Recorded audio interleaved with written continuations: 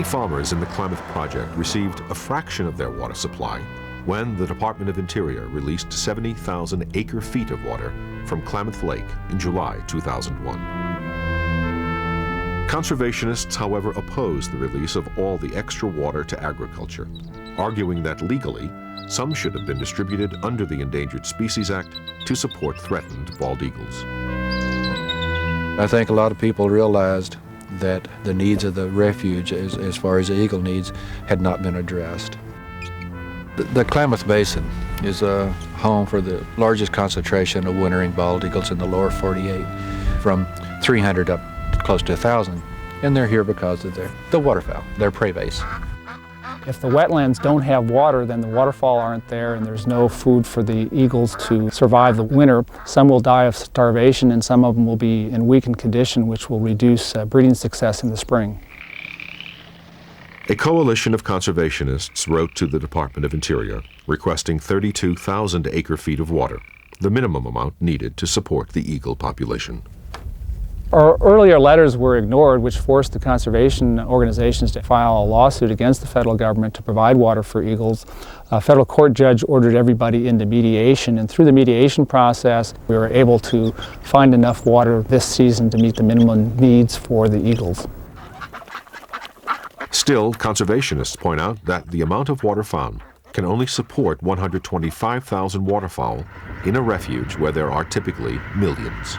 80% of the birds in the Pacific Flyway utilize Klamath Basin's wildlife refuges as a critical staging area for their fall and spring migration. Historically, some 8 to 9 million birds would congregate on the refuges, and currently about 1.8 to 2 million birds utilize the refuge wetlands each year. By providing for only 125,000 birds, we're only meeting the needs of 6% of the waterfowl in the Flyway that rely on these refuges.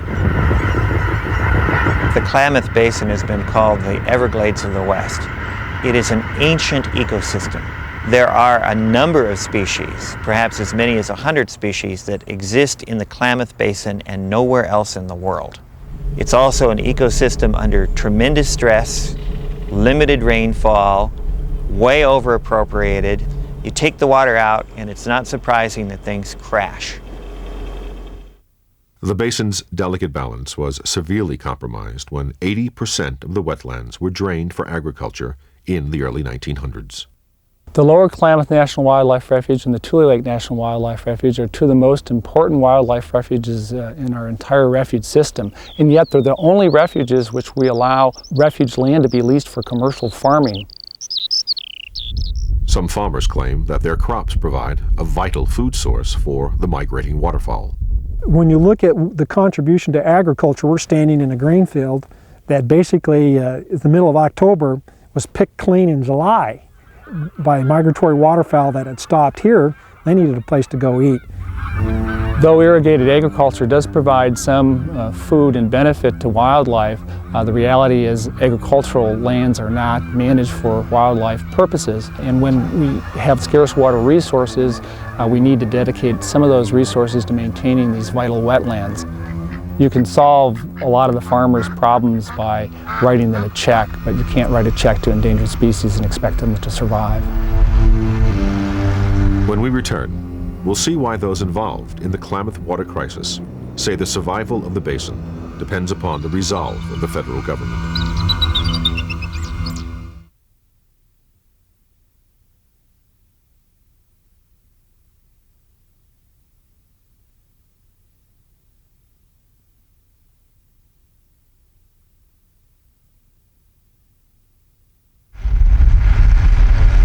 Although federal aid programs assisted many farmers in 2001, and bald eagles were ultimately provided for, all water users in the Klamath Basin are looking for long-term solutions to avoid a future crisis. All of us have to recognize that we have to begin restoring the system and fixing the watershed and letting the system work the way it's supposed to work, rather than manipulating it by artificial means. It's going to take a long time to undo the damage that has been done over the past 100 years. Frankly, the federal government owes this basin a way out. It's the federal government and federal mismanagement that got us to where we are today.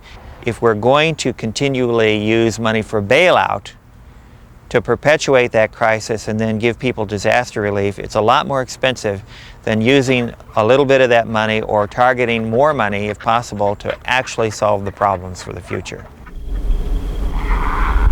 Conservationists and farmers have several suggestions for putting federal aid money to better long-term use. One proposal, called 15-4-15, trades 15,000 acres of farmland in the refuge for 15,000 acres of private land outside the refuge.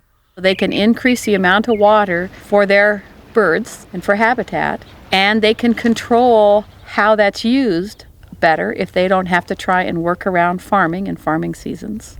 Personally, I would rather see that refuge being managed for the birds. Other suggestions include a switch to dry land farming, which requires less water, or a federally subsidized program that would pay farmers to manage a portion of their croplands as a wildlife conservation reserve. The real solution is to reward people who are the everyday managers of the land and give them incentive to address those wildlife needs and those ecosystem needs. That's the real answer. Although all parties feel the government should financially assist a future resolution, the government has yet to offer anything more than short-term aid packages. Whereas the federal government is planning to spend $8 billion restoring the Florida Everglades, thus far no money has been allocated to the long-term restoration of the Klamath wetlands. The Klamath Basin is one of the nation's ecological treasures. Even though 80% of the wetlands have been drained, it's still considered the Everglades of the West. It deserves the same kind of attention and commitment as the Everglades of the East. If we're really going to make a change and restore this incredible place, we really need a large federal commitment.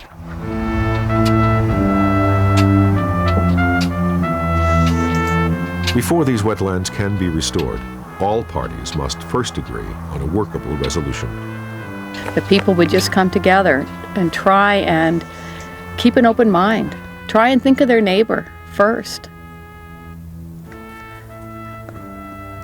I think that we can all get through this, and I think that we can come out of it as a whole community.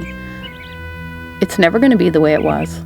That doesn't mean that it can't be okay, that it can't be good.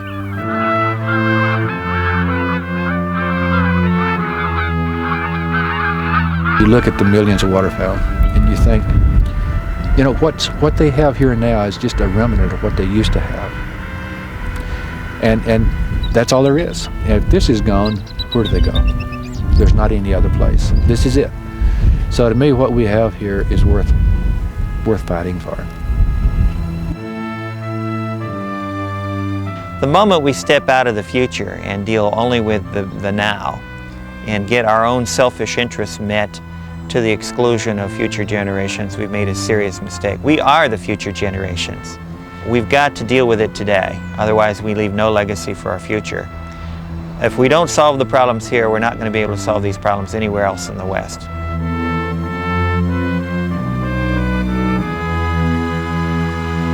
The fight for water in the Klamath Basin is a harbinger for the years to come. The controversy in this small corner of the West is but a preview of larger wars for water in our future, unless we can find a successful resolution today.